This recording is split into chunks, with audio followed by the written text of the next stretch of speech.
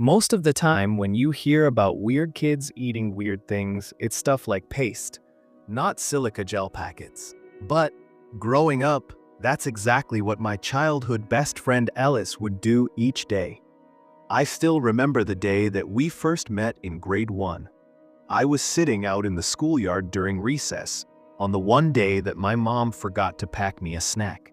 Ellis saw me without anything to eat, and without me even asking for anything, handed me a packet of salted pretzels.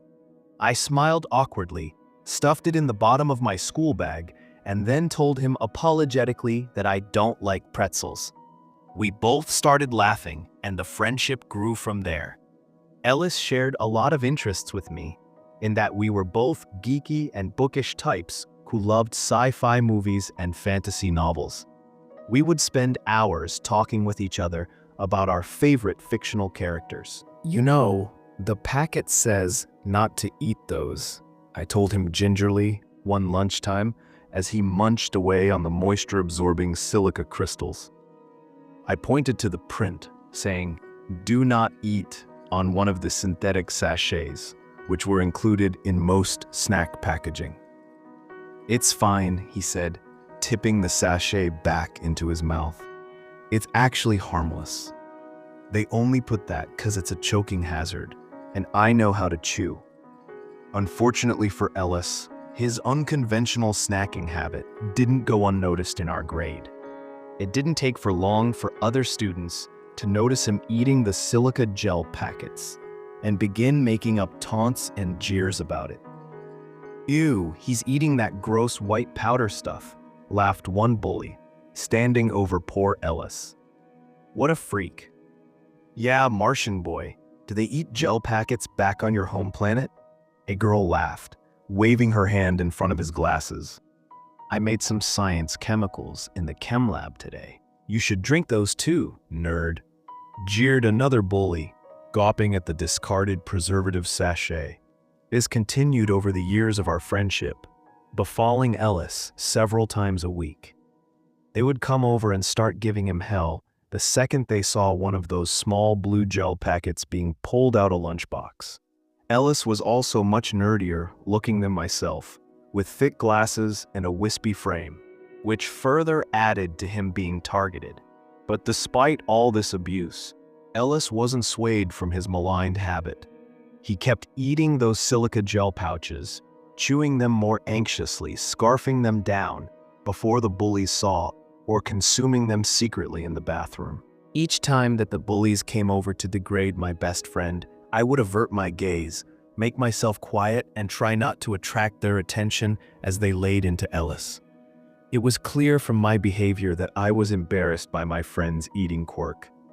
I didn't want to look weird too, or get targeted by association, so I would never defend Ellis or get involved, even when the bullying turned from verbal to physical. While I never outright deserted my friend or joined the bullies against him, I never stood up for him. At the time, I figured it was his habit, his battle to fight. This is something that I came to regret as I grew older. It tormented me, knowing I'd let a good friend suffer out of selfishness. I tossed and turned on some nights, kept up late, thinking of all the comebacks I wish I'd said to the bullies in Ellis's defense. One childhood too late. Ellis and I matriculated together from elementary school into middle school. But it was high school where we parted ways, with me going to one and him to another. We said fond goodbyes to each other and promised to keep hanging out outside of school. But that promise didn't pan out as I was swept up in high school life. It would be years later, when I was well into my 20s, that Ellis finally returned to my mind. In the middle of watching TV in my apartment one evening, a news report came on that instantly cast my thoughts back to my old friend, and of course it did. It was about silica gel packets. They were being discontinued. Specifically, the brand that had been in all our snacks and treats throughout our school days, which is why it was the only brand of silica that Ellis had eaten. According to the news report, the brand, Kreisdel, were being discontinued, due to severely toxic substances present in them. The news reporter's words chilled me to my core. They're a simple part of food packaging, designed to keep our food dry. But the question is, are they truly safe? Not those from this local producer of them. It is being alleged that Chrysdel silica gel packets were created with scientific waste products, which were not thoroughly understood by researchers at the time. Fortunately, foods stored with the packets were protected from this substance by the plastic packaging. It is also not harmful in trace quantities. However, we urge anyone who has accidentally consumed this silica gel and is experiencing health issues to contact 9 News. Switching off the TV, my blood ran cold for Ellis. That surely didn't bode well for his health. That poor kid had eaten several of those sachets every day for his entire childhood. If they were worried about someone eating an odd packet here or there, what would all that do to him? After all, those sachets were allegedly made from discarded waste products, a byproduct of scientists studying crystallization. Apparently, those crystals had vastly more absorbency than normal silica crystals, which is why the company used them to cut corners. But there had to be a trade-off somewhere. A terribly sad thought dawned on me as I wondered if my old friend was even still alive. He could have died from this poisoning during the 15 years since I'd seen him, and I'd have no idea. Pulling out my phone, I gave him a quick search on Facebook, and there was his profile. While populated with few friends, his page looked like it had at least had some activity until earlier this year. The most ominous thing, though, is that there were no profile pictures of him on the page. Instead, he'd just used various fictional characters' pictures. His current profile picture? A picture of the Wampa ice monster from Star Wars. And he'd updated that just a few weeks ago. Well, at least his love for geeky movies hadn't changed. I went to bed that night, reassuring myself that my old friend was probably fine, and that if he was dead, he wouldn't be updating anything on Facebook. I still couldn't bring myself to reach out to him, but was content knowing he was likely fine. Still, those same nightmares of regret over failing to stick up for him returned to me that night. I saw those same bullies and was silent as they ripped into him over his habit, one which I know may have cost him his health. However, my torment wouldn't stay confined to nightmares for long. The following Monday, I was leaving my office and getting in my car. Just when I was about to shut my door, I caught a glimpse of something over by a pillar in the car park. Something shiny and jagged like crystals, like an entire body of crystals. I spun my head around to get a closer look, but it had already ducked back behind the pillar. Right then, probably would have been the best time for me to investigate what I saw. But instead, I dismissed the strange sight as a passerby's reflection in a chrome car and pulled out of the parking lot. I didn't see the crystal creature in my workplace parking lot again. But this didn't bring me comfort because instead I now started seeing it on my various car rides back home. First on the street outside my office building, then at the intersection further down the road, then at the bus stop past the intersection, then in an alley further into my route. I never saw it for more than a few seconds in the evening dark, but it was unmistakable now.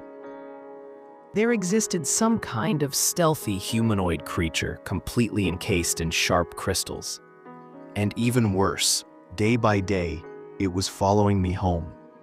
I had only seen that glint of synthetic crystalline substance in one place before, but I'd seen it every day for years. And that was in the silica gel sachets Ellis would dig into daily. I could put 2 and 2 together. The news report about my friend's crystal snack being toxic, and the strange crystal monster stalking me. Again, I jumped online at home and started looking old schoolmates up. But this time, instead of Ellis, it was the names of the kids who had bullied him.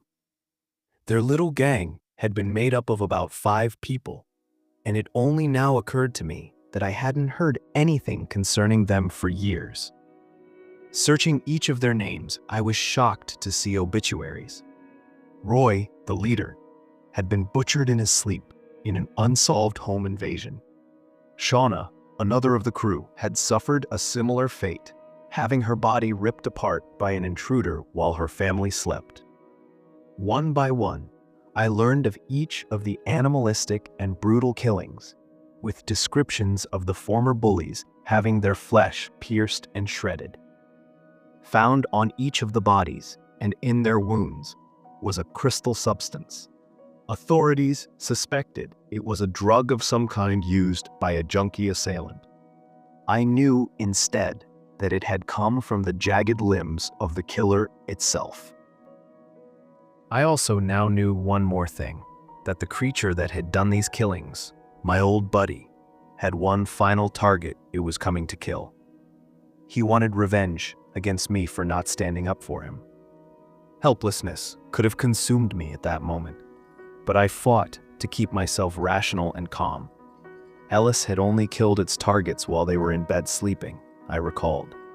It had likely needed to catch them unawares, because it was too physically fragile to kill them otherwise.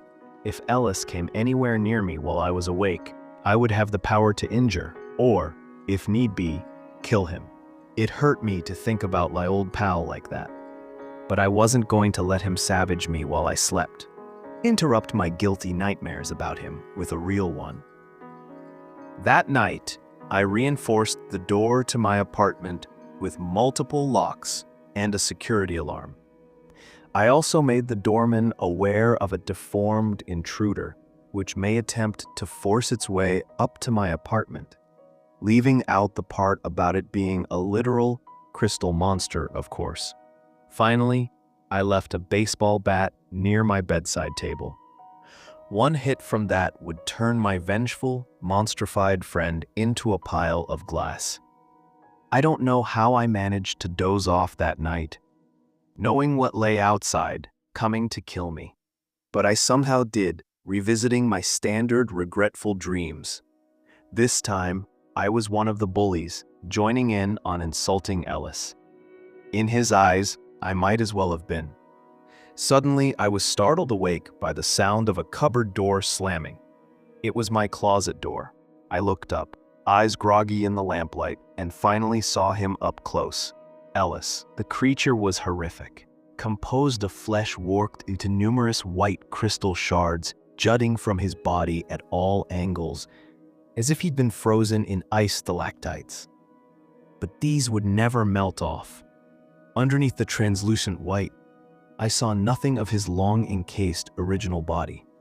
As it approached my bed, I tried to put my plan into action, but my bat was only knocked to the ground by my shaking hand. Rolling underneath the bed, transfixed and defenseless, I waited for Ellis to give me what I perhaps deserved. "I'm sorry, buddy," I said resolutely. "I'm sorry for what happened to you, and sorry for not protecting you when you needed it."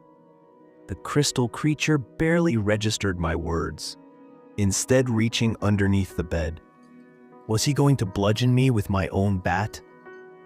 To my confusion, the shifting mass of crystals stood up, not with my bat, but with my old school bag from elementary.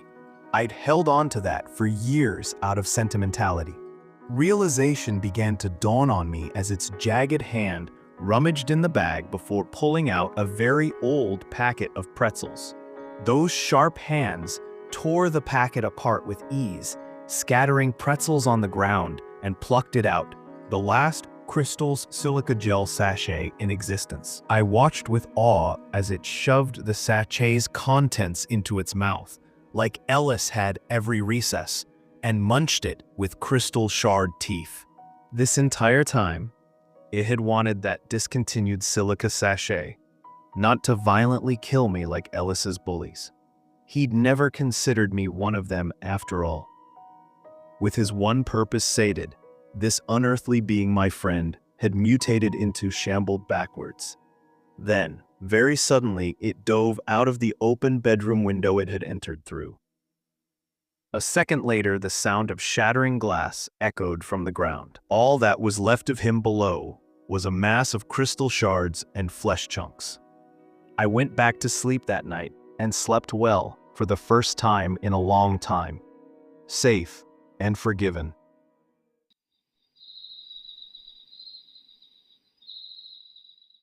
They called her Long Lenore.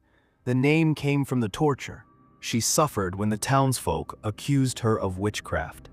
Lenore was a simple woman who worked with herbs and natural remedies, but the town's deacon claimed she had made a pact with the devil. That was enough for everyone to turn against her. They tied her to a rack and stretched her limbs until her bones creaked and her joints tore. Even through unbearable pain, Lenore refused to confess. When her arms and legs pulled far beyond what a human body should endure, the people took it as proof that she was a witch. When they finally beheaded her, her limbs hung behind her like long, lifeless ropes. Over the years, people claimed they saw her wandering through the woods. A thin body, impossibly long limbs, and a severed head floating above the neck. They said she searched for anyone unlucky enough to cross her path. And when she found someone, she stretched their limbs until the bones snapped. Whenever a dead hunter or lost traveler was found, the locals whispered, "Lenore got another one." The original town eventually vanished as America expanded, but the legend survived. Modern locals still lived near the woods and sold shirts, mugs, and posters with her name and face. I won't say which state we visited. I don't want anyone else going into those woods. Our YouTube show, What the Folk, explored urban legends across the country. We took it seriously, traveling state to state and county to county. Our Josie Devil episode had over 600,000 views. Viewers trusted us. There were 4 of us, Sarah, Duke, Aaron, and me. We grew up together, watching every paranormal show we could find. We loved exploring the unknown, and we loved the thrill of believing for just a moment that something else might be out there. In daylight, people laugh at legends, but alone, in the dark woods, with only a flashlight, everyone believes. Season 4 began in November. The hotel we stayed in was old but clean. The nights were freezing, especially for Duke, whose wrist still held metal pins from an old accident.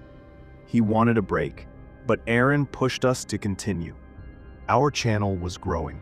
Sarah returned with a new lead, The Legend of Long Lenore. She spoke with a town historian who told her the original settlement still existed deep in the backwoods, a forgotten village from the 1700s. That alone was enough for us. We spent the day gathering local stories, and everyone we met claimed they had seen Lenore. In the trees, on the roadside, climbing a tree, dragging something behind her. Someone even blamed her for killing his dog. The stories were endless. That night, we loaded our equipment and followed the hand-drawn map into the woods. The November wind cut through us as the off-roader crawled over roots and fallen branches. After nearly an hour, we reached a clearing. In front of us stood a rotting palisade wall covered in moss, with the front gate collapsed inward. We had found the old town. Inside the broken walls, trees towered above the ruins. Grass swallowed the old paths. We set up our cameras on the perimeter, all pointing outward into the woods. Deer wandered nearby, their glowing eyes caught in our night vision. We filmed our intro, checked all equipment, and waited for night. The cold grew deeper. The moon lit everything with a pale, dead glow. I monitored the cameras from inside the abandoned church, while the others explored with walkies.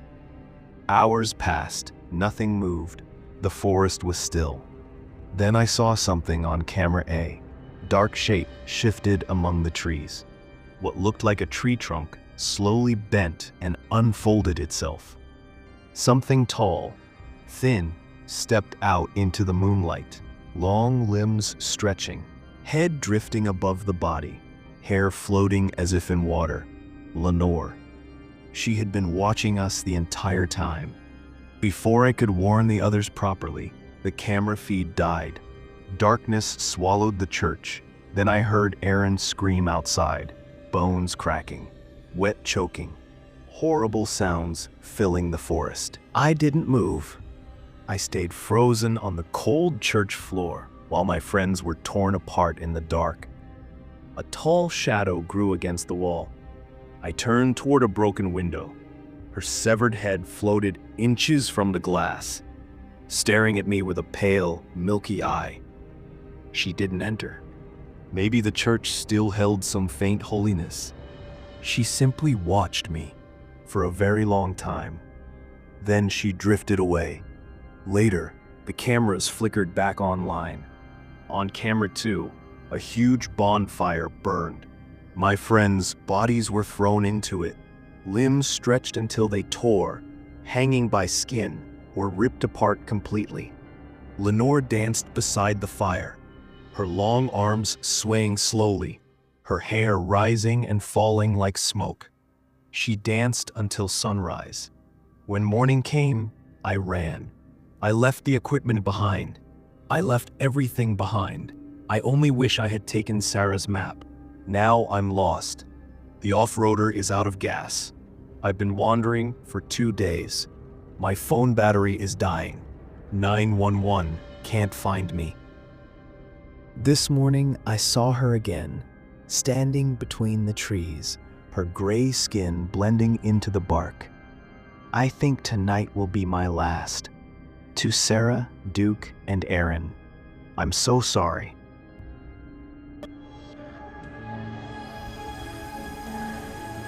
My most common run is Vancouver to San Francisco. It's an easy trip most of the time with very little challenge involved. I tend to prefer driving into the night because there's less traffic. Of course, driving around in the middle of nowhere during witching hour means I've seen my share of things. UFOs, Bigfoot, the works, man. But none of that stuff has ever scared me nearly as bad as the people you see walking along the shoulder of the road far from civilization. I noticed my first one on my junior run down south on the number 5. It was a lady in a blue summer dress, just strolling down the side of the highway, underneath the full moon. Not a care in the world. Now we were on a stretch that was miles and miles away from anything in either direction. And I was the first vehicle on the road that she'd likely seen since dusk. She didn't even look up to acknowledge me though. Instead, she just kept on walking, with a sort of vacant smile. I chalked it up to some hippie from the Oregon Trail hopped up on something from a nearby campsite and kept driving. But she was only the first. It's not every trip you spot them, but sometimes you see a few on a single go. It always struck me as strange because you never seem to see them during the day. Or maybe you do, but they don't stick out as much under the sun. Even so, once you know they're there, you'll start noticing the hell out of them whenever you're driving far from civilization in the dark. The other truckers call them moon wanders, but I prefer shoulder walkers, since that's always where they are. Almost like trains on a track, they walk that little white line to wherever they're going. They're different shapes and sizes too. Men, women. Tall, fat, ugly, pretty, just folks like you'd see anywhere. Sure, they're creepy, but for a long time, I didn't pay them any mind beyond noticing them on occasion in the split second that they were visible as I cruised past. But one night, a few months ago, I passed by what looked like an old lady. She was in a hospital gown and looked just like someone on death row. Sunken, given up on life sort of eyes, frizzy white hair, and pale skin. She was smiling, just like her grandkids had called her name. Her pace was a slow shuffle along the shoulder, and just looking at her, I could imagine the sound of her hospital slippers running just over top the gravelly road. I wanted to keep driving because, well, to be honest, she gave me the willies. But hell, she reminded me of my own sweet grandma. God rest her soul. So I brought my rig to a slow stop and, collecting up the flashlight I keep in my glove box, stepped out of the cab. I could hear her coming before I could see her, as I'd driven a few meters ahead of her due to the long stop time. Scrape, scrape, scrape.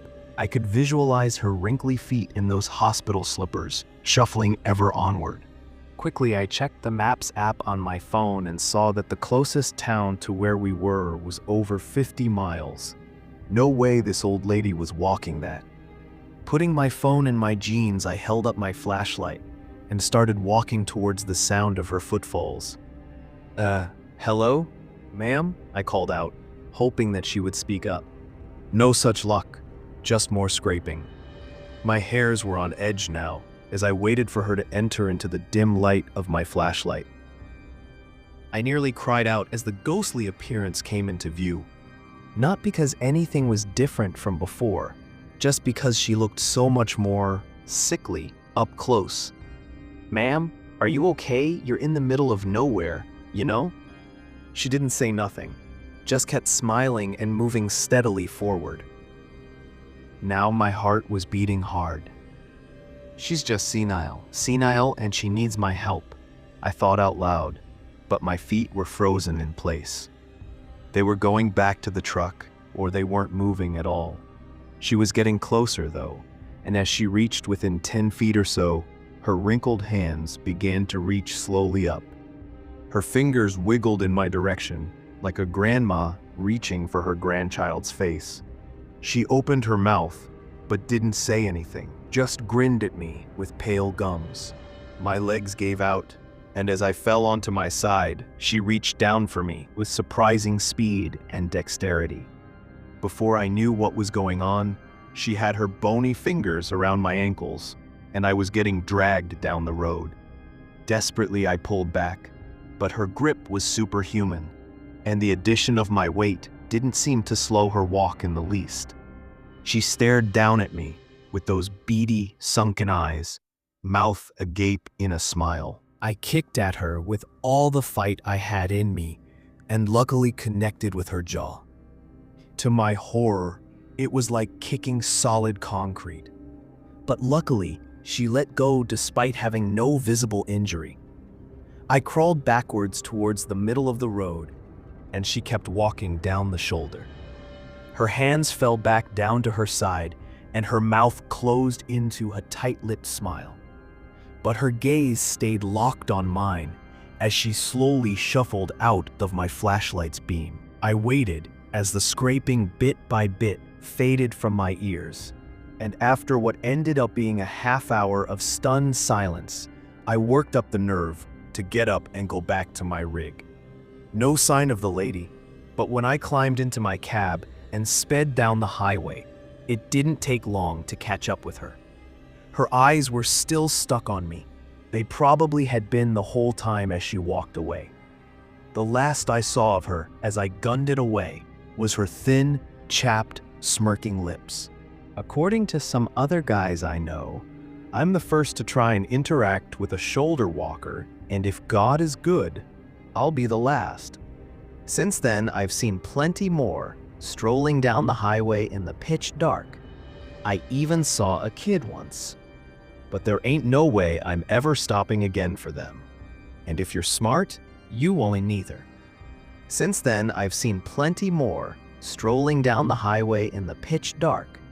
I even saw a kid once. But there ain't no way I'm ever stopping again for them. And if you're smart, you won't neither. Since that night, the shoulder walkers are always looking right at me when I drive past, which they never used to do. Almost like since that old lady saw me, they all did. I'd hate to think what would have happened if I'd not managed to get free. But I can rest easy knowing I've put my warning out there in public. Maybe I'll save a few folks with this story.